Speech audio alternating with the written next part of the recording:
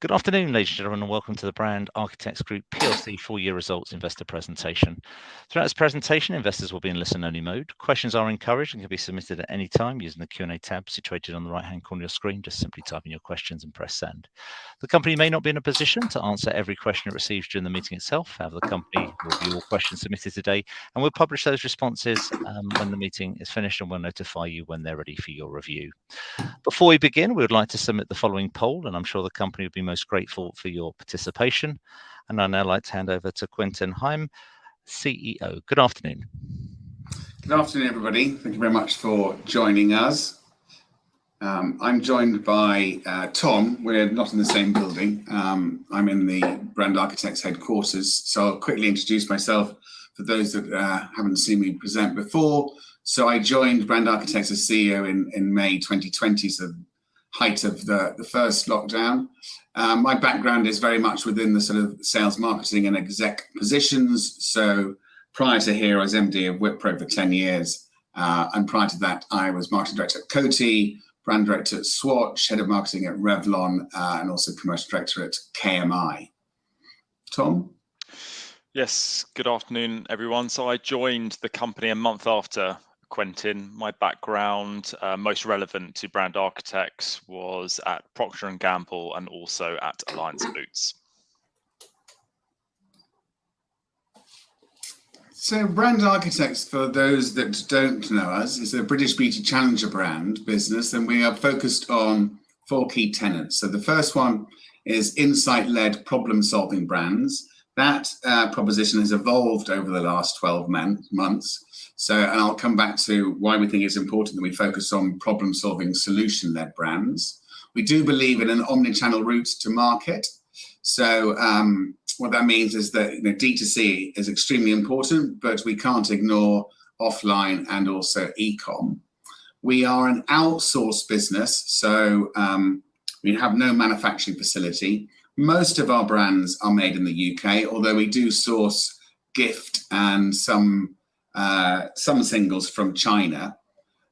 We do believe in digital first, and predominantly most of our A&P is going to be invested behind brand invigoration, so digital planning. Overall, the mission of the business is exceeding the expectations of everyday beauty. On the right-hand side, you can see the sort of, although most brands are unisex, but we sort of, to ease of clarification, we have female brands in the top right-hand side and male brands in the bottom right-hand side. You can see in total there's 18 brands there.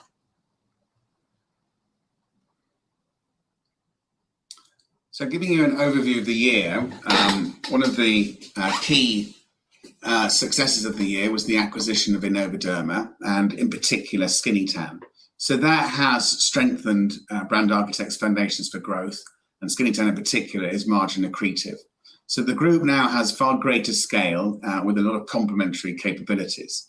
The Skinny-Tan success over the last few years has been revolved around its D2C, and it's got a great ecosystem which we believe we can capitalize on some of our new invest brands. So in particular, it works with Shopify and Klaviyo. The size of the Skinny-Tan CRM is extremely powerful, and we are beginning to look to cross-pollinate. So, for example, people who buy Skinny-Tan can receive samples of Superfacialist and Dirty Works, and also then on the Skinny-Tan site, there's links to the Unexpected, which is Brand Architects Marketplace. Both teams have the shared values of passion, collaboration, agility, and innovation. We've achieved our 100-day integration, so the business now has UK-centric cross-functional teams. So we have closed the Australian operation, and we are well underway with a number of promising discussions with UK retailers, which I'll come on to later. And although it's been a difficult year with unprecedented market conditions, that has slowed Brand Architects' progress. What that's resulted in is a refocus of our strategy, which we'll come on to in a second, on problem-solving brands, but really with a drive to achieve profitability in 23-24. So the year just finished, which is the end of June 22, was extremely turbulent and testing market conditions. Most of you will be well aware of the effects on the supply chain, the significant increase in container costs coming from China, the energy crisis, etc. So the group delivered a turnover of 14.3 million, which was a 10% decrease on the prior year. And the underlying gross profit fell 2.9% to 33.5%. The group's net cash position, which did include some transaction costs, was 11.3 million. But given the exacting trading environment, the group generated an underlying operating loss of 1.8 million, which unfortunately was 1.5 million higher than the prior year. Whilst that was going on, we have reviewed the business, and we are now in a transition stage where we're focusing on profitability and in particular on our invest and nurture brands. During last year, we did relaunch 7 brands in September and October. We relaunched Route Perfect, and that resulted in distribution gains across the normal pan-European retail in 300 stores.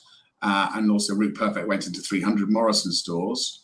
We saw a 500k increase in international sales, driven particularly by Dirty Works in the USA through TJ Maxx, but also in Peru and Chile.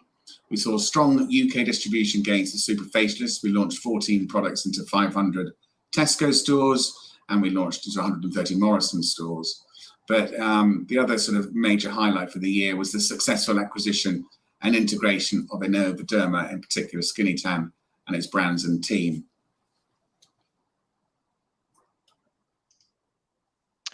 So now we move into the financial slides. So if I go first of all to our net sales bridge.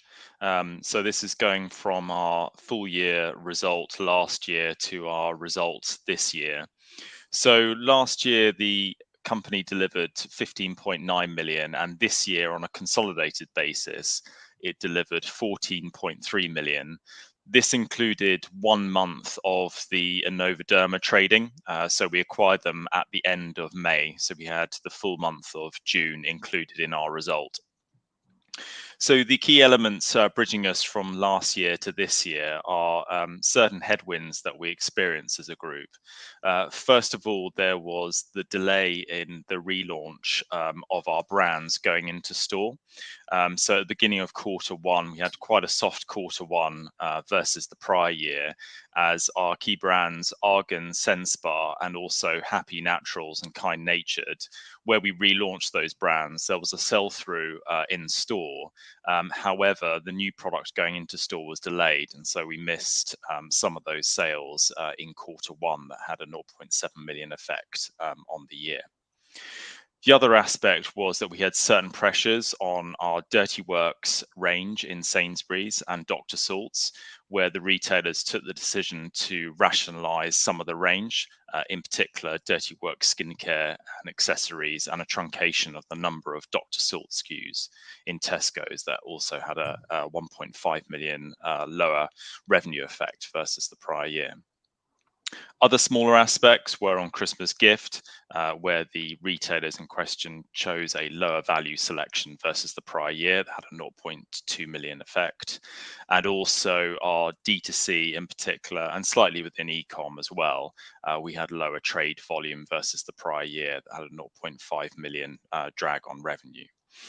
However, on the upside, we had continued improved performance in export, in particular with TJ and TK Maxx, and also with the Northern European retailer Normal, in particular for our brand Route Perfect. So that took us to 13.5 million revenue on an organic basis, and then adding in the revenue for the month of June from Derma of 0.8. That took us to a full year net sales delivery of 14.3 million, which, as we said at the beginning of the presentation, was down 10% versus 15.9 million in the prior year. If I move now to discuss underlying operating profit. So in the prior year, the group delivered a 0.3 million operating loss. The changes to this year, where we closed on a consolidated basis at a 1.8 million loss. So there was the effect of the lower sales. So lower sales delivered lower gross margin. That had a 0.8 million impact. And then on top of that, as widely talked about within our sector, we experienced the headwinds not only from cost price increases through the supply chain that we weren't able to fully offset, that had a 0.3 million impact on profit flowing through to the bottom line, and also the exponential increase in container costs, in particular from the Far East, for our Christmas gift range, and also for our single units for Dirty Works and Dr. Salts, had an impact of 0.3 million as well, taking us organically to a 1.7 million loss. And the trading for Novoderma on an underlying basis in the month of June was a 0.1 million loss, and therefore consolidated to a 1.8 million loss in total. From a cash perspective, there were certain key elements within the year, in particular the effect of the underlying operating loss that clearly fell through to cash. There was also pension and capex that we spent. The key aspect within that was a one-off 1 million additional contribution to our defined benefit pension scheme that we made as part of the negotiation for our triennial, every 3 years, revaluation with the pension trustee. On top of that, we had our normal scheduled annual repayments. In net working capital and other items, the key element of the 1.3 million impact to cash was planned investment in inventory on key brands and key high running lines. This was twofold, the purpose behind that. One of it was to effectively benefit from higher production runs to partially offset the cost price increases. And also the other one was the impact of lead times of inventory turning up in location. And so therefore, by having higher inventory lines, we were able to offset that impact and make sure that we had good availability of our product to sell at the right time. For the Novoderma acquisition, there was 7 pence per share offer, which equated to 2 million in cash that was paid for on acquisition. And there was also the impact of the merger transaction costs and professional fees that we had to pay associated with that transaction as well. That took us to a closing end cash position of 11.3 million.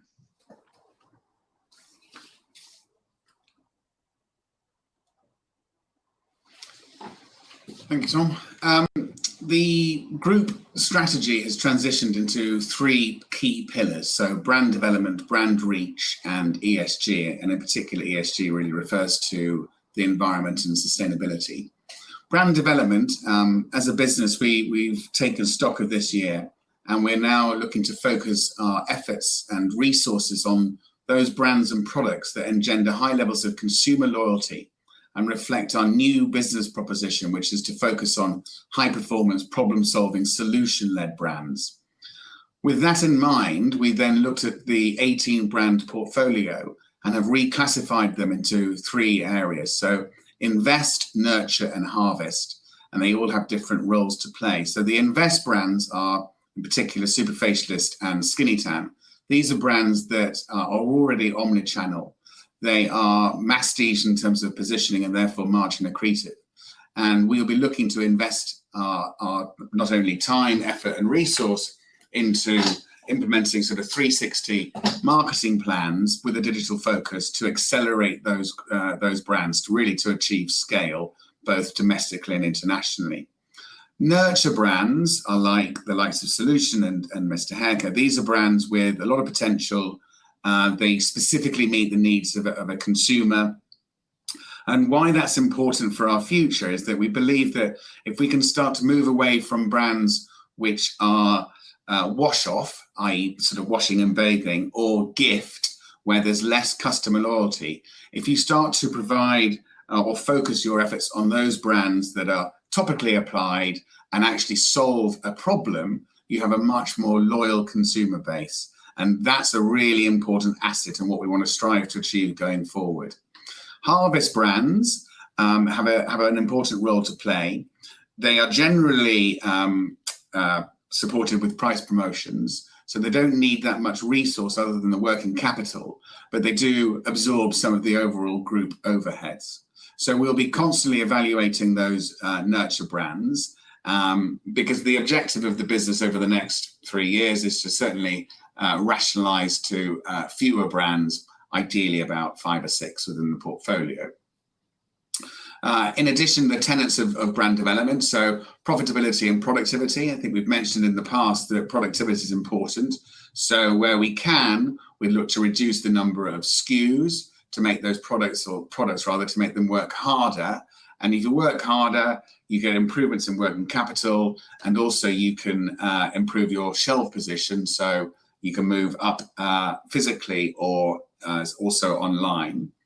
And from a profitability perspective, by focusing on those brands that are, or products that are margin accretive, we can improve the overall margin mix. But if in the meantime, we'll also look at efficiency improvements, whether that's value re-engineering to improve the margin. Advertising and promotion, it plays a key role, very well with a digital sort of mindset, but they will really be focused on our invest brands. MPD, I'll come on to MPD and M&A. I have a separate slide, so I'll come on to that in a second.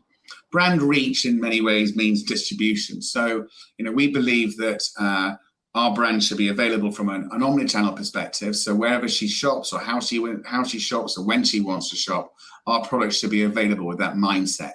So that really means that, we need to have distribution offline in the UK, whether that's through the drugstores or the grocers, and online, so that will be through the likes of Amazon or Look Fantastic, but also then D2C. So, Skinny Tan has an excellent D2C business, which we're now learning, and we're replicating those learnings to our other invest and nurture brands. And then also we've got an international footprint that we can capitalize on and look to grow distribution. I'll come on to ESG with a separate slide. So just to pick out some brand development, it's obviously key within this area. So, or this our business. So we did launch in September 22, so after the financial year, Clear Skin, which is a new sub-brand of Super Faceless. You can see it on the top right-hand corner. So this is a range that's specifically targeting late teens, early 20s, with very problem-solving products that we believe will engender a great degree of loyalty. We have also launched a number of salicylic acid extensions, which you can see in the middle picture on the right-hand side. For Skinny Tan, we've got quite a few exciting developments in place. So we're launching a range of tanning whips. We've got some coconut water extensions, and also a broadening of our tanning accessories lineup. In March, April, we'll be relaunching Super Faceless for Men and a full relaunch of the Mr. Haircare brand. And most excitingly, for the solution, which has done extremely well in addressing certain problem issues such as back knee, so that's spots for the back. We're looking to develop new range of problem-solving products under the menopause skin and scalp treatment categories. M&A, often we get asked about that. So our immediate priority is the full integration of Enovoderma, which is well underway. And so we will be open to new acquisitions, but because we've got solid foundations, I think the most important thing to stress is that, this would be one brand or two brands. We do not need a portfolio of brands. And it's important that those brands meet our problem-solving, efficacious criteria, either with bespoke formulations or proprietary technology, but definitely in sort of the higher margin categories rather than washing and bathing. Some headline or highlights under brand reach. So we mentioned earlier, Super Faceless has now got the Tesco listing in 500 stores. So, our focus now is on making Super Faceless work harder within its existing distribution, and that should lead to improvements in shelf position. Skinny Tan has shown good growth in boots, and we'll be launching 6 new products in December 22, next month. Earlier this year, so in September, we launched into Sainsbury's, and we're well underway with positive conversations with both Waitrose and Morrison's. As a business, we'll continue to invest in Amazon. We believe Amazon is probably going to be one of the most, if not the most important beauty retailer in the long term. And it plays a role. It also helps raise awareness, but a lot of offline buyers now look at Amazon in terms of the testimonials and consumer ratings that products get in order for them to make a decision to list it into offline. So we'll be investing in making sure we've got A+ content on our key invest and nurture brands, and then we've got very effective paid advertising campaigns. As I mentioned, we have an export division that works in 34 countries, so that infrastructure should allow us to plug and play and grow Skinny Tan in a number of North European countries. We'd continue with the success of the solution. So the solution last year enjoyed some great growth through a retailer called DM, which is it's across Eastern Europe, but it's a German retailer. But we were looking to replicate the success of the solution now in the UK. What's the role of D2C? So D2C is in conjunction with offline. Skinny Tan will continue to look to improve our promotional effectiveness. We're looking at new influencer and affiliate initiatives. So there's a lot of test and play to improve the overall productivity. The most important asset is making our CRM work harder. So for Skinny Tan, we'll always launch products first on the site. That helps raise awareness, stimulate demand, then gives us a proven model to go to the offline retailers. Now, we will also be looking to replicate the infrastructure and success of Skinny Tan by creating a new superfacialist D2C site in 2023. The unexpected store, so we've slightly changed the model. For those that know BA from the past, we were working with THG, and they were providing a resource to manage the trading and the CRM or the marketing of the unexpected store. Because of the integration of Skinny Tan D2C, we're now doing that all in-house. So we won't be investing in the unexpected store as a marketplace. We'll be using it very much as an extended shelf, so you can see all of BA's brands in one place.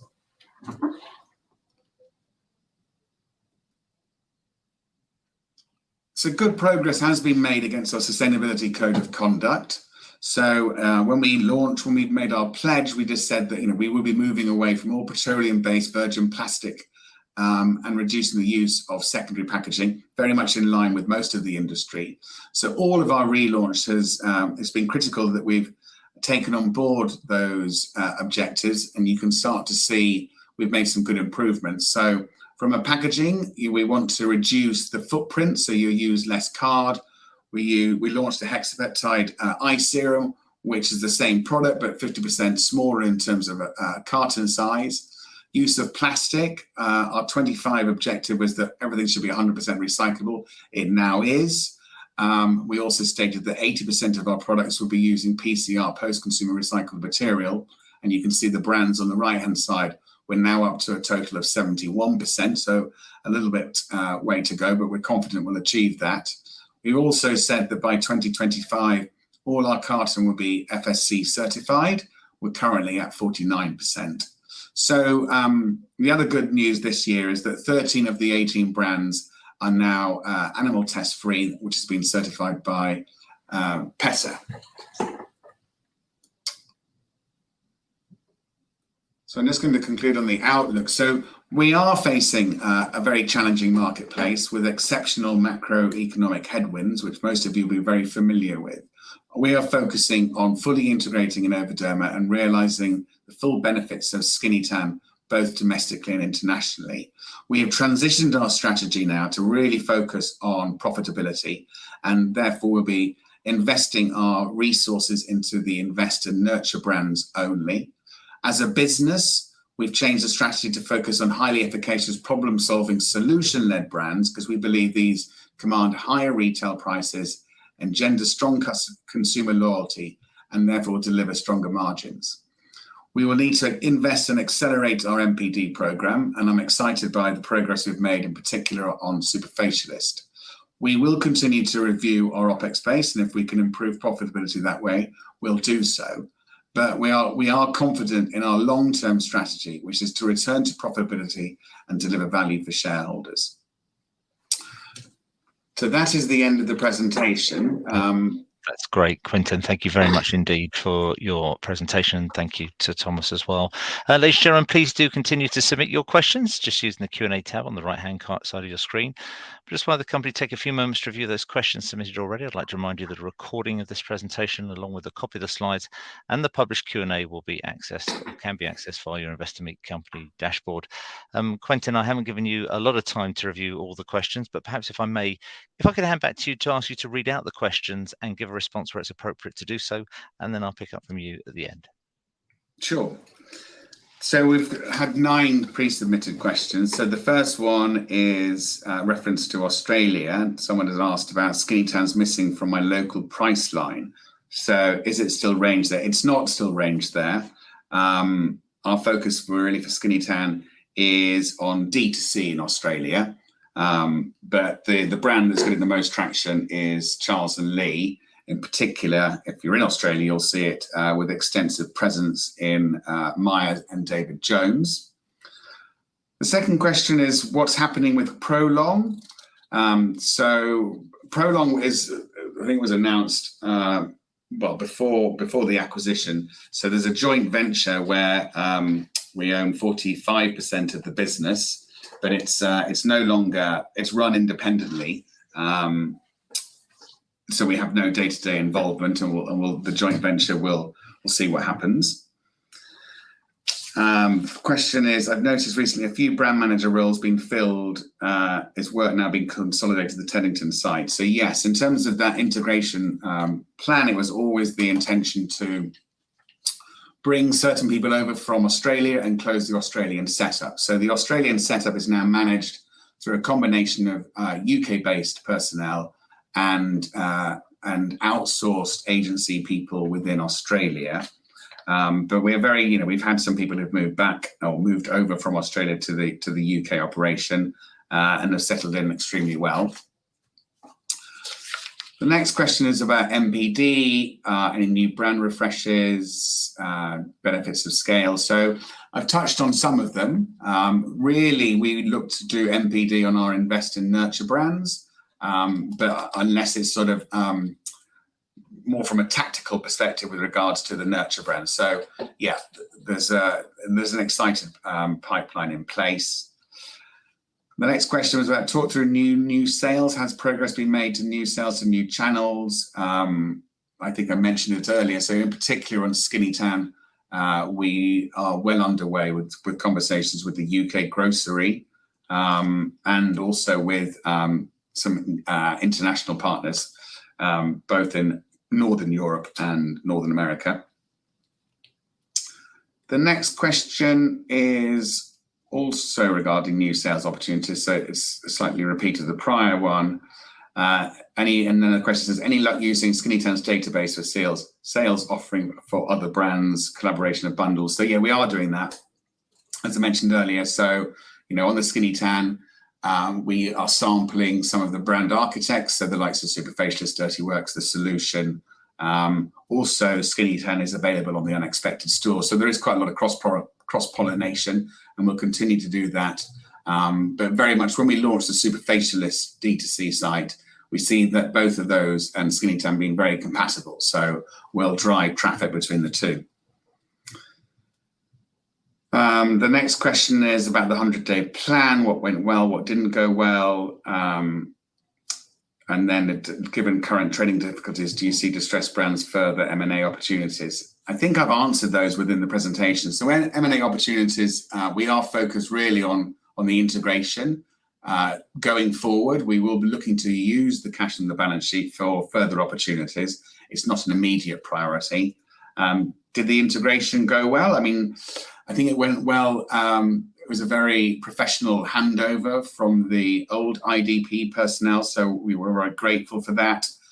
There's always a bit of a learning curve whenever you absorb a new business, but overall, I think it's gone certainly as well as we could expect.